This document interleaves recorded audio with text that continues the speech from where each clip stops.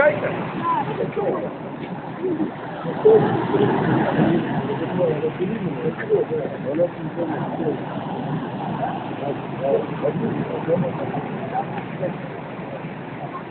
Вам там аренду не купился? Нет? Первый номер. Не, у нас идет мама его. И он должен.